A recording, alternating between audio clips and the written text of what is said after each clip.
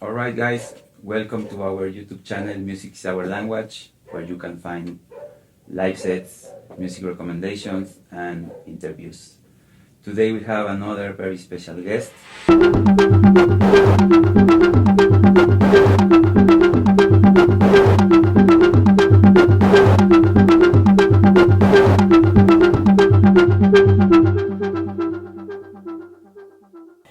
Hi everyone, my name is Anna. Tulpa Dusha are my projects. I've been doing music for last 10 years, 10, 15 years. And I was DJing since 2000, so it's almost Okay. 24, 25 years. Okay. Psychedelic trance. Yeah. So I was finishing my school and immediately going to psytrance world. Actually, I kind of was born in USSR. I was born in 1982 in Latvia, that was formerly Soviet Union. Mm-hmm. It's very funny to say today. And now I live in Amsterdam already for 15 years, and I belong to Dutch psytrance scene, minimal scene.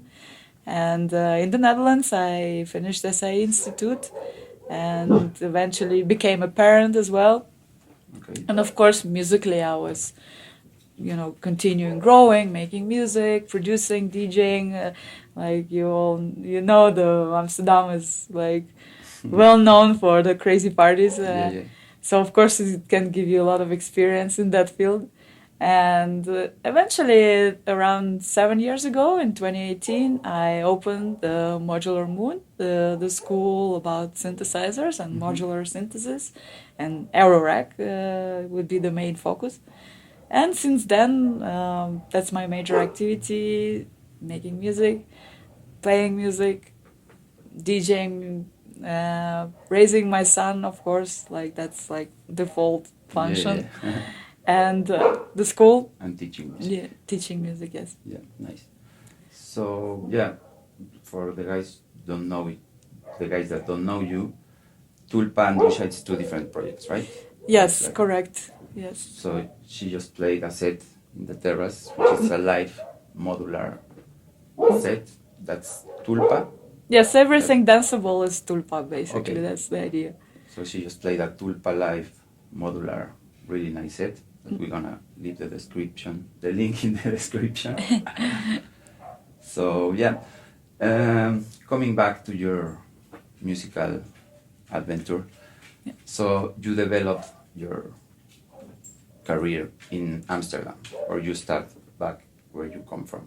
I started in Latvia. Okay. Yes. I finished school there. Yeah. And I was singing. I was 17 and I was singing in a rock band called Naked Flame. And we were kind of like growing in Latvia. It was like Cranberries direction, like in English. Skankanansi Cranberries at the time, Corn were like big inspiration, Bjork, of course.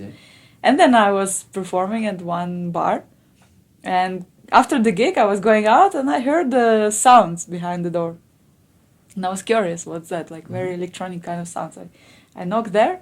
There was this kind of epic bar in Riga. Like people who live in Riga, they know this bar. It's called Saxophone. It was like underground rock location.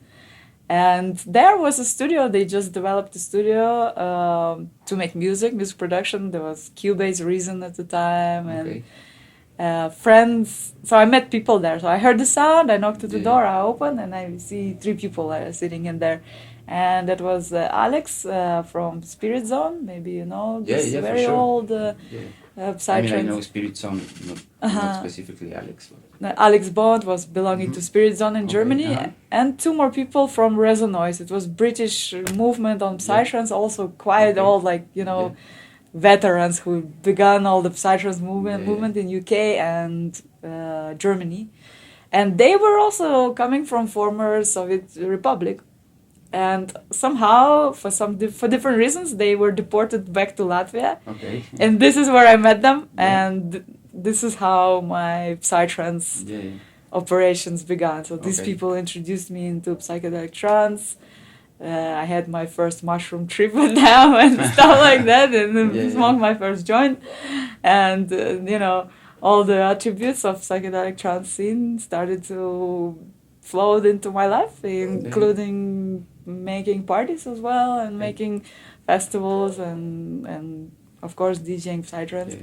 And I was mind blown at once, and I dropped my singing career in 2 seconds, and I began to DJ, and I played Extreme, Spirit Zone, so Blast Food, like all those MIDI Milites, all those like techno, dark kind of psy, you know, like which was not the psy as we know it today back in the days. It was way more techno back at the time.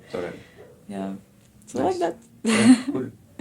It's really similar because I used to play bass guitar on a high school band and stuff. And then as soon as I discovered electronic music, but then psytrance, I sold my bass guitars. I used to have 2 and amplifiers and everything. But I went straight into production, so I started buying synthesizers and stuff. And the history changed from there. For me, the synthesizers came way later in my life. Like I was already DJing for 10 So you started years. By DJing? Only purely DJing, yes. I was you know, touching Cubase and Reason a bit. Of course, back in the days, Latvia, there was no Ableton even at the time. No, of course not.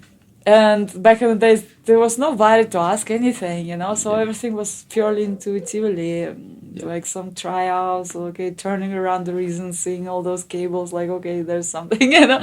So, like, back in the days, it was all in the fog, which is pretty much I see for all students that, like, I can self-reflect to that. But what I see now in the students coming into my school and having all this fog of questions, you know. So for me it was 2000s, and and then I slowly was producing a little bit music, but not too much. I was mainly focused on DJing and making festivals, making parties and festivals in Latvia. Nice. Yeah, so I've built the community there, and together, like Latvia is a small country. We talk about 3 Baltic states, which is like extremely tiny little dwarfs near big Russia, in between Russia and Europe. So in my country was this side scene. I was like one of those people who kind of started to grow it together with Alex and Sasha and Igor, those guys who kind of introduced me into it. So we were building the scene in Latvia for some time until I went to Europe, to Germany and Holland, and I met my ex-husband, who is the father of my son, and my new life began, you know, in Holland already. So I stopped everything in Latvia, and I'm kind of like an immigrant of the first wave, basically. You could call it this way. Did you move to Amsterdam because of some musical stuff, or just because of life situation? You know, life moved you there. Both, Like first, I outgrew Latvia already because I felt that I want to continue my journey. Plus, the life itself was a great stimulation because there was a crisis in 2008. Maybe you remember that. And small countries are always a victim of those, Wall Street games. And so, of course, we suffered very fast, and everybody lost job. So for me, it was kind of like a moment, you know, and you had to. Really. Yes, and so first I went to Germany. I was studying German language there for 1 year and working also. Of course, still coming back to Latvia, making festivals every year, every summer. And then at some point, one of my friends, she was like, "Hey, what you're doing in Germany? Come to the Netherlands." And she picks me up, you know, and immediately she brings me to Korsakov, which again is also the main rock club in Amsterdam already, you know. And I meet there everyone, all the family, all the Psy family of the Dutch. I met there in one night, you know, and I meet my ex-husband as well. Okay. And the story starts to grow from there. I'm curious about the Latvia Psytrance festivals back in the day. How many people were there? Up till through 100, 300 people it could gather, yeah. We Okay, had nice. amazing location near the seaside, you know, very exclusive place. And of course it was not legal, there was no any permission, course. you know.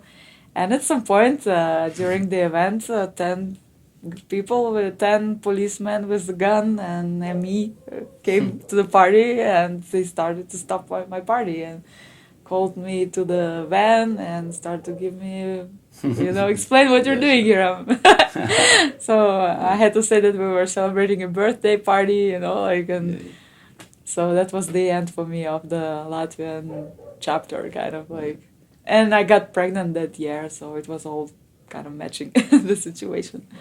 So, but you were then like in the pioneer scene of the psytrance in Latvia and in Amsterdam a little bit, right? in Amsterdam, no.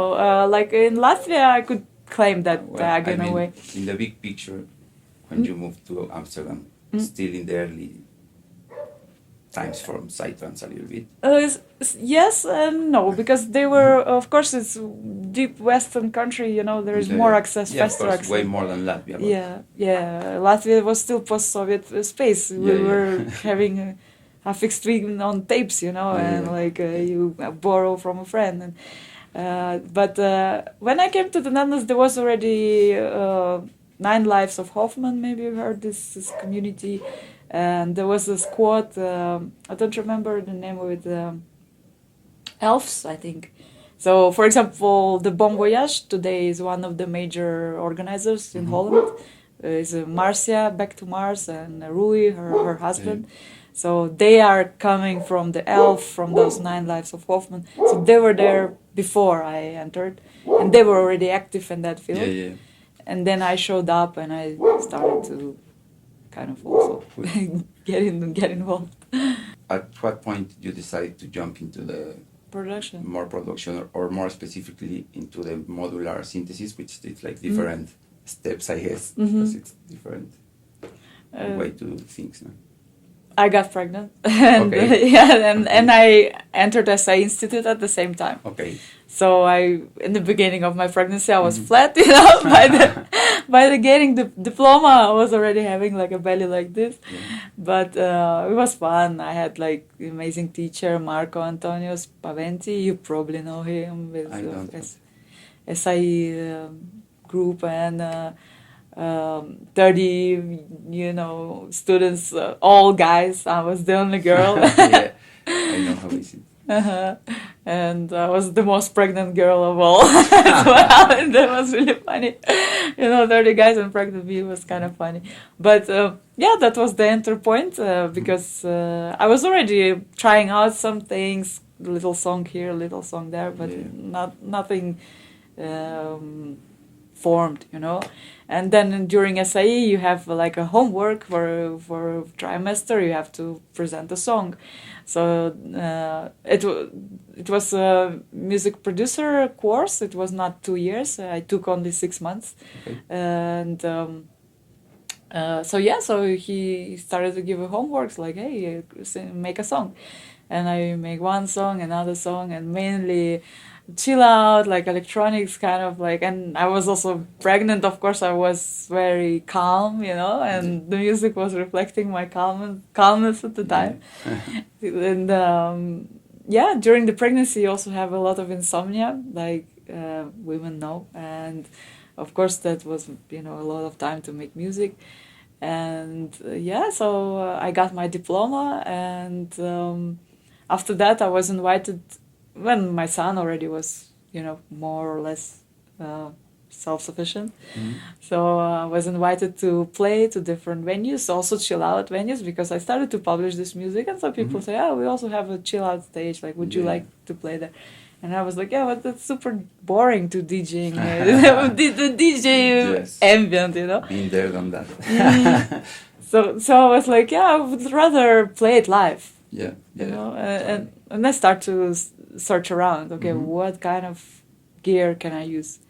And somebody also, it was really funny because I was not really kind of like I didn't have like this direct intention to go to Eurorack. I was like hearing something here and there, and I was just exploring like what kind of tools are out there. And at the time also Bitcoin was just pumping up. And some friend, it was just the beginning, you know? Yeah. And some friend drops me like 0.25 Bitcoin. Ooh. And like, and it like in 2 years it becomes like 1,000 euro almost. I'm like, Yeah. I should like buy a synthesizer with this Yeah, money, yeah, you know? And I buy Moog Mother 32. Okay. Yes, and that was my first semi-modular system. Yeah, yeah. I had already like Bastel Granny, you know, it's like a granular sampler, and I had Korg beats, Volca beats. So I was doing, I took my songs and on the CD, also it was CDs at the time, and I would just loop one song on one phrase. I loop on the CD player, and I start to build up around that everything else, like add beats on the Volca. And I had Roland Tyra, adding pads on the Roland Tyra, and like you know, kind of improvising already like this with very small tools, super cheap devices like Teenage Engineering, this little pocket operator, you know, things like that. So I start to kind of jam around with that, and at some point I was invited to Russia to perform in Chill Out Planet Festival. And because Russia is bordering with my home country, Latvia, so I went through Latvia, I went to visit my family, you know. And somebody's telling me, hey, why don't you visit Erica Synth? Like, we have Erica Synth here. And I'm like, okay. I go there, and they have an entire room of, you know, Erica Synth is a well-known producer of Modular these days. Geertz is running it. He's a good, we became friends, of course, you know. So, and I see this huge room of all kind of devices. And that was the first moment in 10 years I felt deep down that this is my path, this is where I must go. Good. And, you know, it was this very rare moment of being very sure. And that was my entry point to Eurorec. So how long ago was that? I think like 8 years ago, eight or 9 years ago approximately. Yeah. First thing I did, of course I didn't have money for this or any of that. I'm a single parent, I'm an artist. Most artists are like this, you know. You spent your Bitcoin already. Yeah, exactly. I spent my only 25 Bitcoin already on Moog Mountain. So what should I do, you know? Yeah. So perfectly. Been there, done that too. Yes. The classic. No. So what I did, I bought 10 PCBs from Erica Synth to DIY to solder the modules. And I was like super sure about myself, you know. Although I know nothing about soldering and nothing about electricity, you know. So, and that's how I began. I start to, and maybe you know something about DIY. Do it yourself. Huh? Yes. Yeah, for sure. So it was the situation when I received 10 PCBs and nothing else. Yeah. No resistors, no nothing, no any other components, nothing. Just BOL list where you like download it, like order it yourself, and they send it to you in a huge package all together, you know. So for me, it was another like a learning curve to actually see the electronics, how they work, and kind of lose this fear, you know. Yeah. Because a lot of people struggle with fear of electricity, fear of electronics. Or do the stuff by yourself, whatever it is. Or even turn the knob, you know, like with students I also see at Modular Moon, you see people like really like, freak out, you know, like, and like, no, don't worry, just like turn all the knobs, like, you know. So it was like that. You have to build your first module in order to use it, so you might know it good. In a cheap way, in a cheap kind of way, yes, but when you don't know anything about it, of course, it's expensive way because you solder and you throw it away because nothing worked eventually, you know. But it was my, you know, entry gate. Yeah. But you think, because it happened also to me in a similar way, I started playing with a groovy box, which you also have. You only have like 4-5 channels for synthesis, 4 or 5 channels for drums, and that's it. So you have to use that equipment. You have to take care as much as possible of that, otherwise you can do basically not much. So sometimes having less equipment makes you more.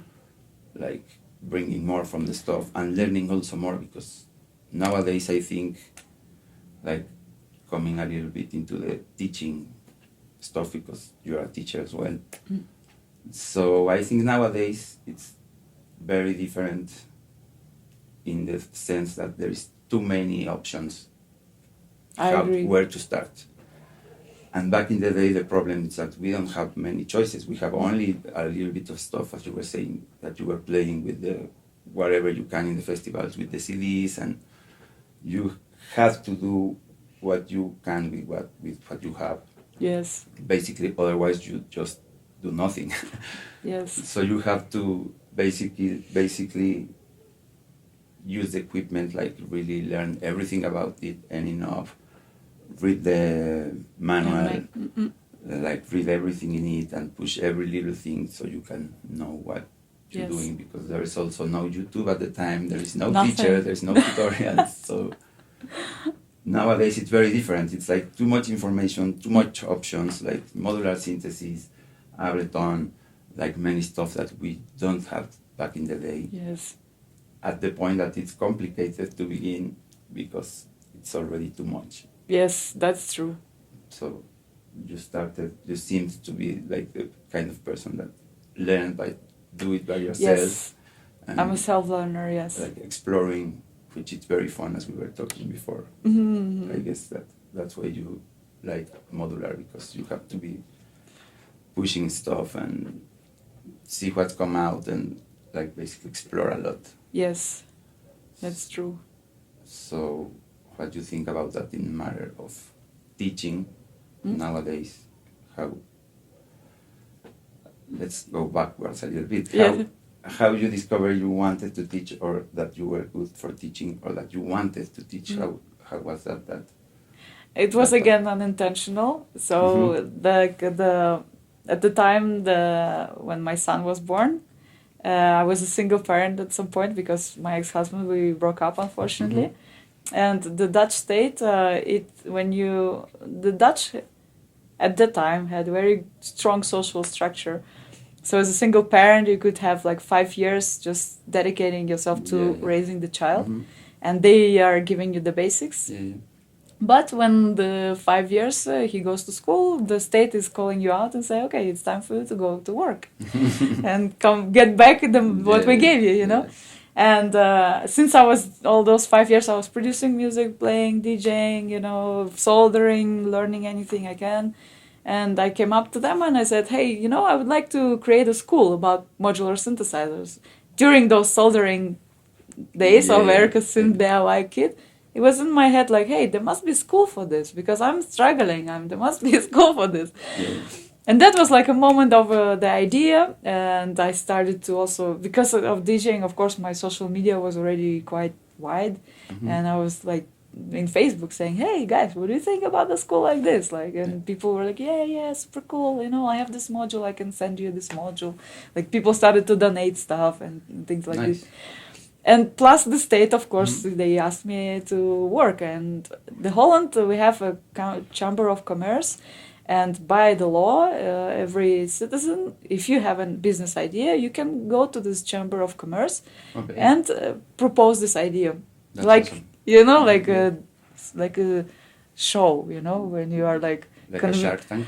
You know, like convince me that that I can give you 1 million and your business plan works. You know, sort of, you know.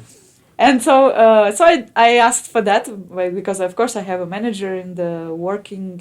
We have like Ministry of Work, right? So every citizen has a manager, and he is like navigating you. Okay, now it's time for you to work. What's your profession? And blah blah blah. And I came to him, and turned out to be he's a absolutely techno freak guy sitting there. And I tell him that could happen only in Holland, you know. Yeah, sure. Only in Amsterdam. And we're talking all about work, and I'm like, I'm a DJ, and I show him my, social media. He's like, yeah, cool. I love techno. Awesome.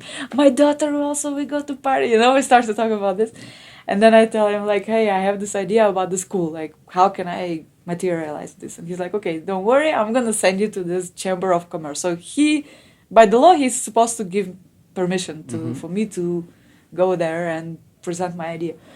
So I went there, and it was funny. It was, a lot of people, and you have to be very fast and explain your idea super quick. And they kind of liked it, and they said, okay, we'll let you in. And for 1 year, I was learning to become an entrepreneur. Okay, that's awesome. And it's Dutch system is in that sense is very developed. So they kind of try to, stimulate people with good ideas because it's a trading country in general. So they're very good at this. Yeah. But it's not easy. Of course, you have to prove yourself. You have to stand up and break all the boundaries you have. And tell about your idea to public and say that you're the best. And I was like inspired by Elon Musk at the time. I was like watching his like YouTube videos, and I was like, okay, let's see how he's talking, how he's moving. How he's like nom nom nom doing all those things. I was like kind of absorbing his energy. Because it helped me. Yeah, for sure. And it was kind of like a struggle because they were like, it's a DJ school. I'm like, no, it's not a DJ school. It's about synthesizers, completely something else. They're like, no, it's a DJ school. I had to teach them, also that it's something else. And then they were like, okay, but we have sensation wide. They were like kind of trying. There is some part of them is like part of their process is to kind of challenge you a lot, so to question as much as possible, so you can think about stuff you haven't think. Like underwater stones, like basically like they try to drop you off because because by the law you can claim some money from the state. You can claim 30,000 euro for your business like this, and they supposed to get rid, to let you out. And so I was navigating, and like I wrote around 300 pages description of the school and the business plan and how I'm gonna monetize that, promote it, and who and what and how to contact Moog and like all this kind of. And almost by the end of it, COVID came. So they didn't give me the permission because I didn't have a right to work. So it's funny when you are a single parent in Holland. And the state is supporting you, you have no right to have your own business unless if they allow you. And my school needed that, But and it was really a funny moment because then COVID came and there was all this chaos around. And I was like, okay, chaos is happening. I'm going to register my company and just continue. And okay, they're on pause.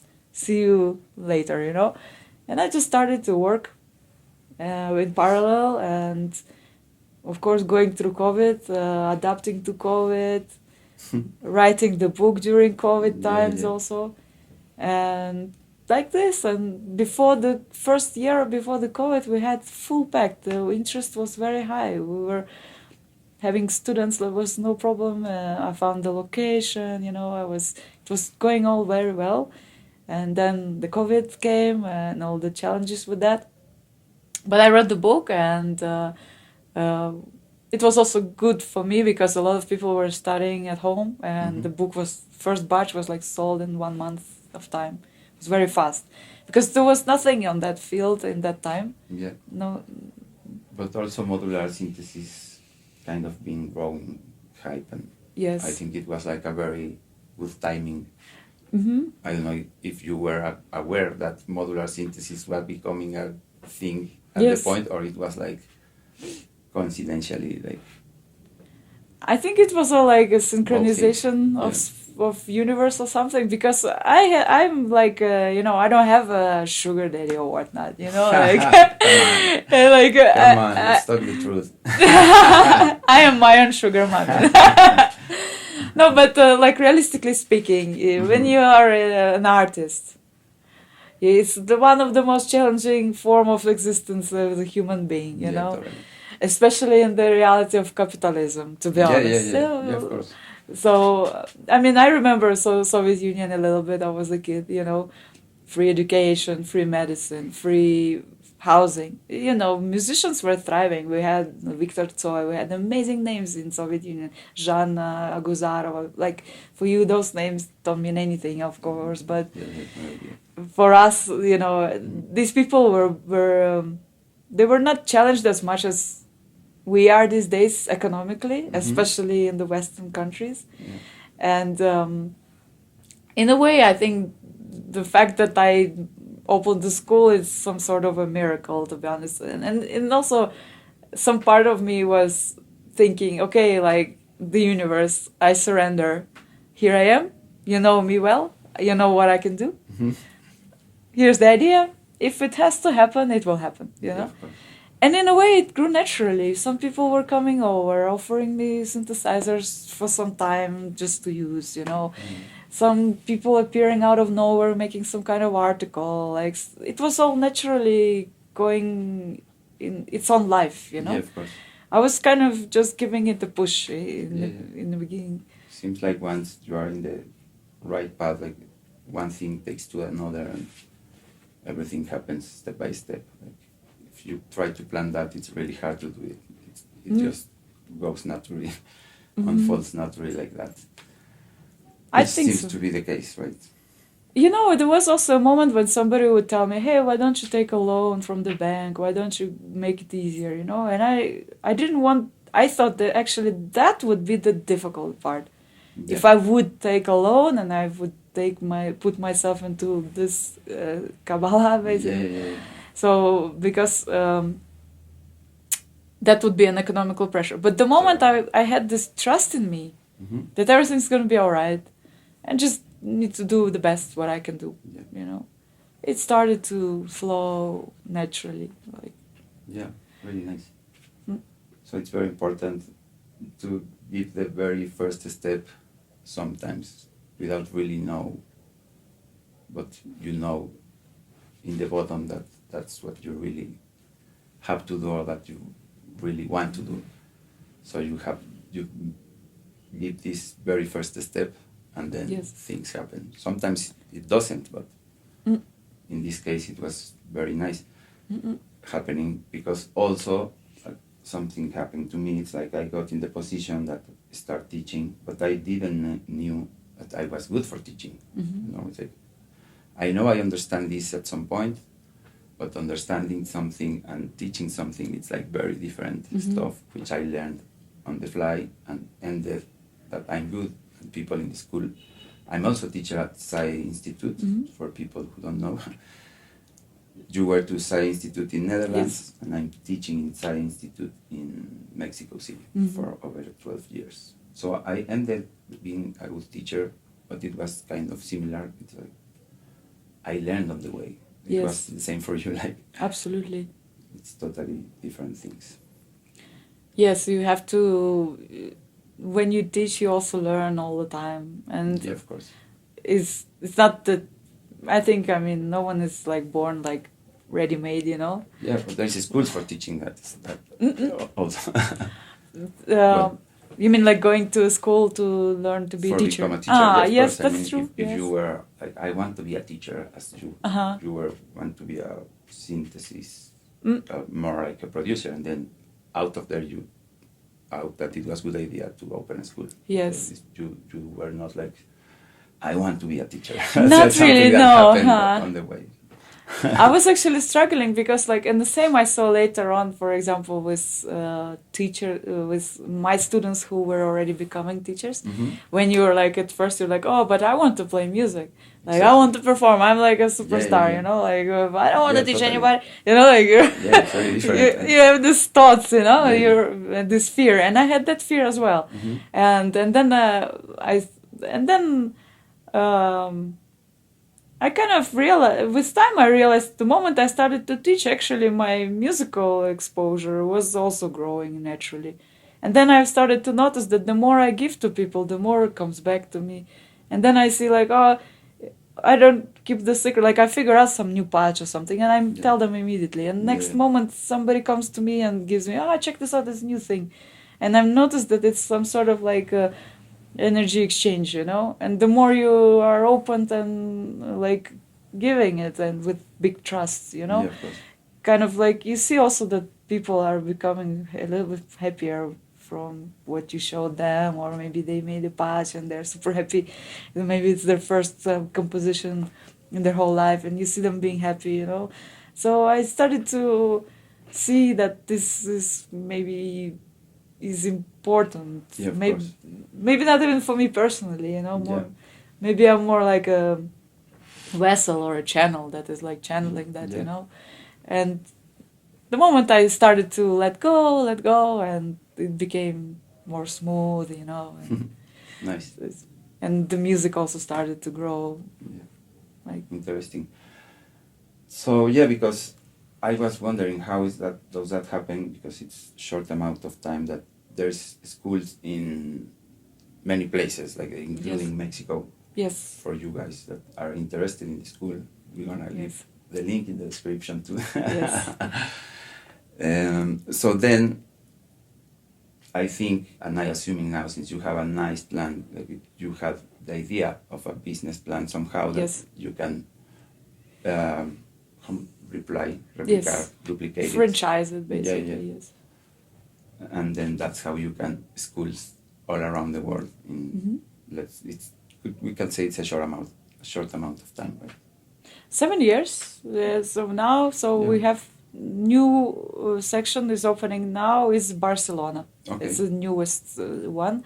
We have Amsterdam is where is the headquarters. Mexico was the number 2. Okay. Yes, and it was always my priority because I was before in Mexico, and it was a dream also, you know. Hey, I want to have one in Mexico because 10 years before I didn't even thought about the modular or any of that, but I was touring in Mexico. I was DJing, playing in Toluca with Avis Shaddai. Maybe you know Avis. No. I don't The organizer here was so-called Biomechanics is a record label, and he actually he was releasing my first album, and he kind of gave me activation on this, you know. Okay. And I was always very inspired by Mexico, like all the, Maya and Aztecas and all. Like, it's such a unique world. Yeah. So for me, it was a priority dream, you know, to have one in Mexico, to have one in, Russia, maybe, you know, like. And so I think during COVID year, on the second year, Andres, he found out about the school here in Mexico, and he flew to Amsterdam to study by me. Okay. And COVID came, and so it was really in the same time. So it was the first generation? First... So in the first generation you opened the school, it was someone from Mexico? Yes. Wow, that's awesome. Going from Mexico to study in Amsterdam, and he got stuck for 1 year because of COVID lockdown. So we started to study, and the book was already ready at the time, and I was like, okay, so if you're bored here, why don't we translate book to Spanish language? And he's like, yeah, okay, I'm bored, I have nothing to do anyway. So he started to translate the book. Okay. It was paradox because he came to the Netherlands, and only by the end of the COVID year he saw Amsterdam. Like, you know, he was stuck at home because of the COVID and translating the book, you know.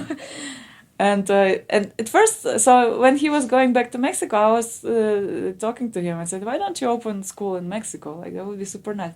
And he had doubts first because he thought, I want to perform, like the same doubts that I had, you know.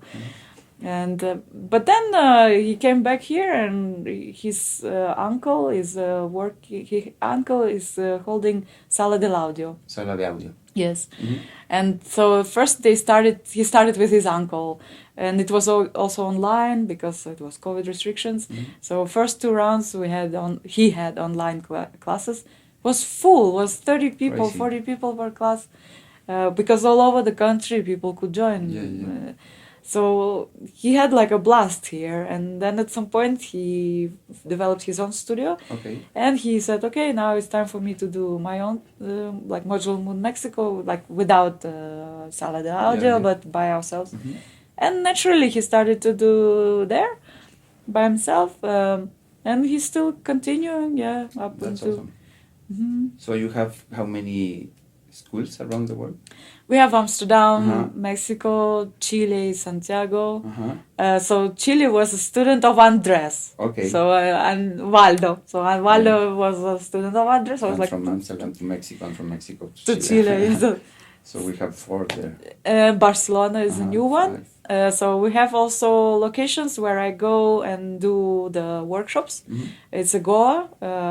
Actually, we were opening a location there like 2 years ago. I went there and I opened the location with one guy called Transistory, local guy, but I stopped with him for some. It's not easy when you go to business in India. It's very tricky, And Mexico can be, but not always. I can imagine. Yeah. Yeah, But for me, it was a learning curve because I'm, totally. I go there, I trust with my full heart, and of course sometimes I burn it, But Go was giving me the connection with Hilltop and the Starling and maybe these psytrance people. And now in Go we have a Hilltop location. So for example, if I go there, I do a workshop personally, like let's say a few weeks. So it's like a satellite. We also did have a section in Bangalore for 1 year, and we closed it last year because India is an interesting place, but business-wise, it's a very challenging. It's interesting too. Yeah. We tried for 1 year. We gave classes there. We worked with Swarup.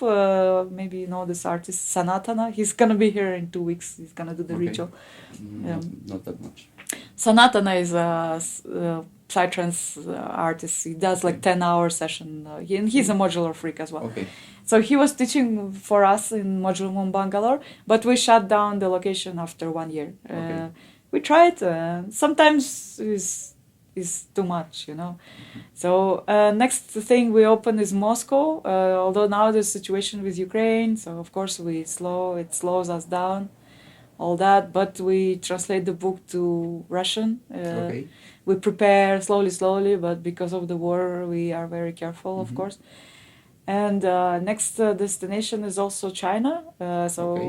I was touring there last year, and I met a lot of communities in Beijing. There is a modular community. It's called Modular Commune. It's run by local artists there. And there's another community in Shenzhen. It's called Doulas Tea House, and they do only Doulas events.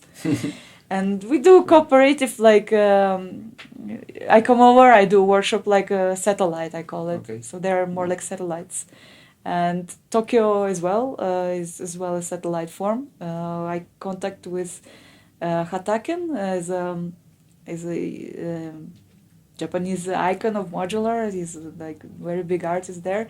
And they do so-called Tokyo Festival of Modular. Already many years they do. And I just do the satellite there, like occasional workshop, occasional like this. Cool. So I'm curious now that you started in the psytrance scene and you make out of that.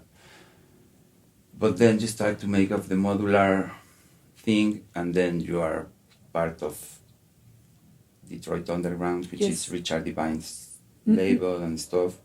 How you make like jump to one scene to another, which is not really easy thing to do, and how you manage to actually start to do that and getting until get the things at the point that you are releasing at Richard Devine's label, which is on their Detroit Underground. Yes. Caro is running Detroit Underground because I have this Dusha project, and it's like songs, like I call them songs because I sing there, but it's electronic. It's all this trippy, crazy stuff, which fits the Detroit Underground music style. Yes. And Caro, he wrote me on Facebook and he said, "Hey, I like your stuff. Can we release your album?" And that's it. And they even looked for you, that you don't even send demos to them. I don't send demos to anyone. Awesome. That's awesome. Maybe it's proud. No, not proud. I'm just too lazy, and I think it's like social media is also today. You see everyone.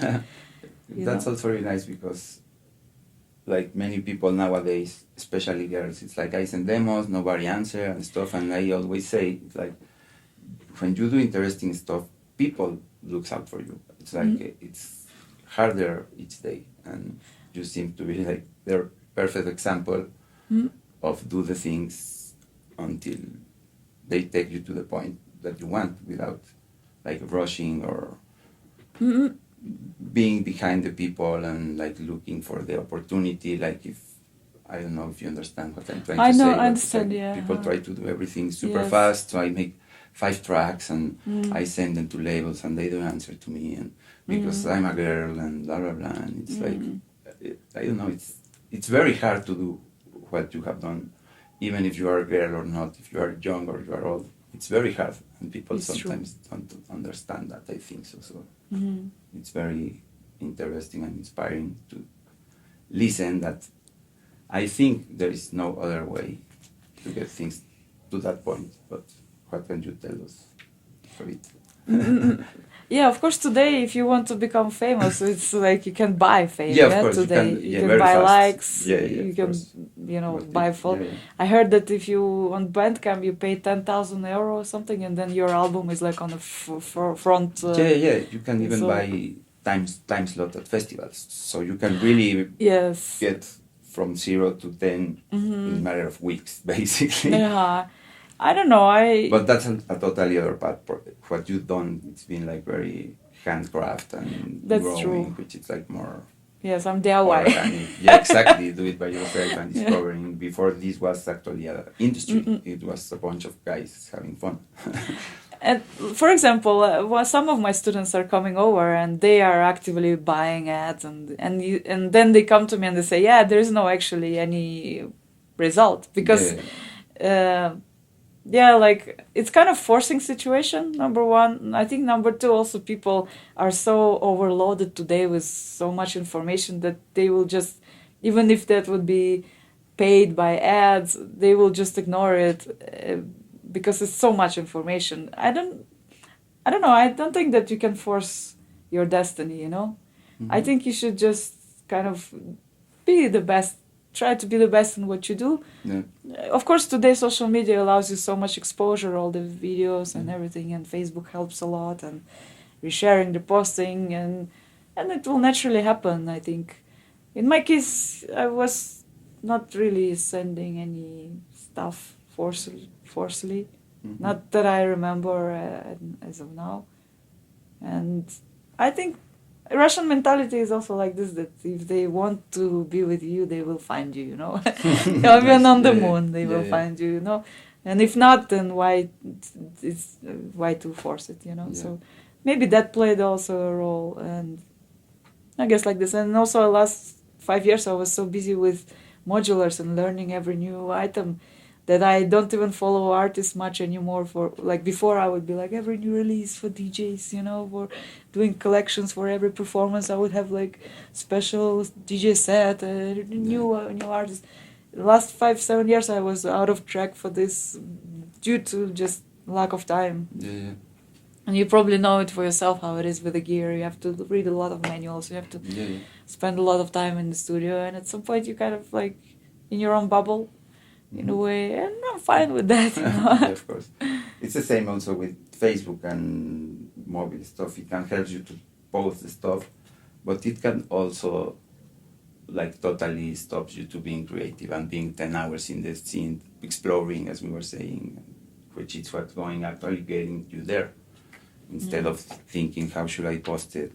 How should I share this? And blah, blah. When you actually make something very interesting, naturally, people start sharing and people start searching for you. So, yeah.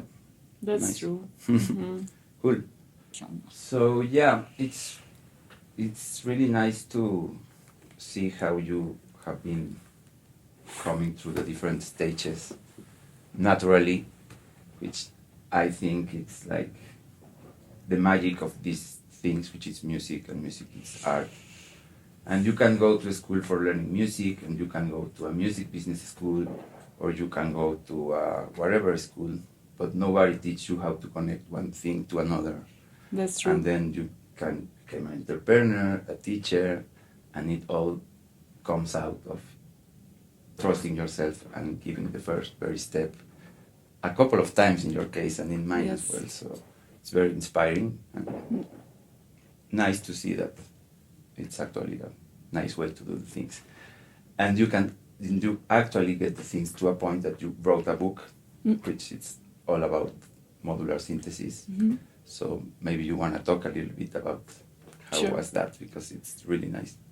Yes, I actually have a Spanish version here. Yeah. So this one is printed in Mexico. Nice. It's exact copy of the English one, Mm-hmm. only in Spanish language. Right. And it's as far as I know, it's the first book on that topic in Latin America, in history of music of Latin America. Okay, that's awesome.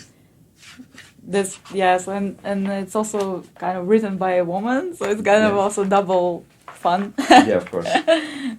And so the book was a necessity. It was in the business plan already when I went to the Chamber of Commerce, because I knew that if I'm going to establish an institution, obviously I will need my own learning material.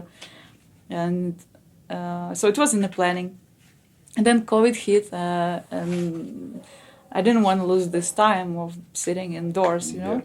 And I speak to my mentor. My mentor is Pete Johnston, so we wrote the book together. Okay. I know Pete from Kima Pakarana community. Maybe you've heard about this society. No. It's called symbolicsound.com. It's created in the United States. It's based around digital signal processor called Kima. Okay. Which was Kima, I heard that. Carla Scaletti and Kurt, this couple, this is their brainchild. So basically, it's a virtual synthesizer. It's a computer that everything really... It's like a big CPU that you can only process like a synthesizer, but through a specialized computer, let's say, right? It has a computer on its own. It's very old. They have newest version. Okay. They just released Ristretto, which was like last year. My version is Pakarana, which is like from 2014, I think. Yeah, so I met Pete Johnston through the Kima community, and yes, this is, for example, is from Kima. It's like a spectrum analyzer. So he became my mentor, teaching me Kima operations, and of course it's based also on analog synthesis, on the classic sound synthesis, you know. So those basic building blocks were already virtually replicated in Kima. And you can, as a user of Kima, you can take those building blocks and create your own signal flow, replicate any existing signal flow. So it's very versatile, virtual type. It's kind of open source. No, not really. It's not open source. You need to have Kima to... you have to be a user. Yes, and it's expensive tool, but it's also very exclusive community. It's more like from the perspective of science, you know. So Pete, he was also one of the early beta testers, and he gave a lot of feedback to Carla, to Kima makers. So he knew the system from within, and he was my teacher, my mentor, before Eurorack came into my life. So because of that, for me to grab the concept of patching was easier, because I knew the virtual patching. So I kind of could, you know, resonate easily. And during COVID time, I spoke to Pete. I said, hey, help me to write the book, because you're a British person. Your English is perfect. I'm still a Russian, you know, so help me to write that, you know. And we start to write together. We call each other every evening in WhatsApp, and just I write the program, you know. I say, okay, we need this. We want to start from physics of sound, and we want the person who knows nothing about it to become at the expert level by the end of the class, you know, knowing where they are, knowing what the filter is, knowing what the sequencer is, you know. So that means we have to start from blank page and explain also the physics of sound, of course, to begin with, and then introduce to Eurorack standards. So it's kind of it's an educational method. Actually, this is a method. And eventually, we spent a year to do that. Pete sponsored the first batch. We printed 500 books, and they were also, again, naturally, all the synth forums, they kind of found out about it, and they started to advertise it. In 1 month, it just was out. You know, it was 500 books in the first batch. I think around less than 500, but I think close to that number. That's because awesome. I was also putting aside for the physical school, like for the students who are coming in. Every student that comes to my class, they get the book, and they get access to the platform, which is like continuation of the book. Because the patches need to sound. Of course. So we created also the platform with videos where you can hear actually what is described in the book. Describing here. So it's like a complex work. It took 2 years. So it's an interactive book that way. Yes, absolutely, yes. That's And awesome. So if anyone want to learn modular synthesis or synthesis itself, you think so? Yes, Yeah. yes. This is like a very good way to start. Yes, it's very versatile. For example, You can go from zero to hero. To hero, yes. With this one. Thanks. I'm interested actually. Thank you. So, for example, if you have Patch and Twig, that would be a next level book. So, for example, people who try to read Patch and Twig, they are confused because they don't know what the control voltage means or what does utility mean. So, the Patch and Twig is bringing them to sort of next level when you already know something about Eurorack.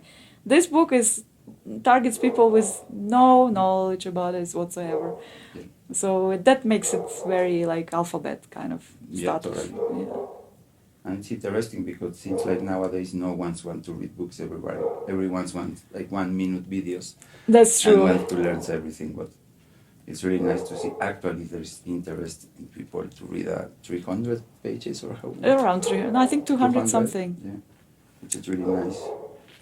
We kept it short. We kept every topic very short, well, for that reason that people don't want to read anymore. But also we didn't go digital also, and because I want to stimulate people to read also. You know, yeah, that's awesome. It's the basics of learning actually. So, yeah.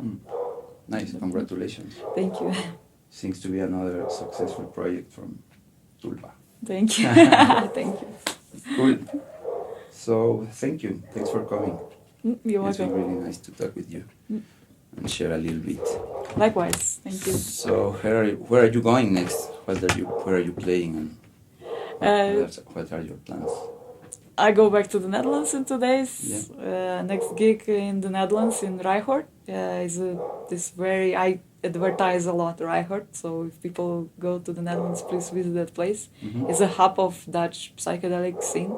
Okay. It's the last harbor in a way. It's a squatted village with a church in it, and they make awesome parties in there. And I'm gonna play there soon. And Barcelona is opening up the school and also doing the modular gig there. Yeah. So that's my upcoming stuff. Nice. Cool. Yeah. So thanks guys for listening. Thank We want to you. share the links in the description. And ciao. Bye.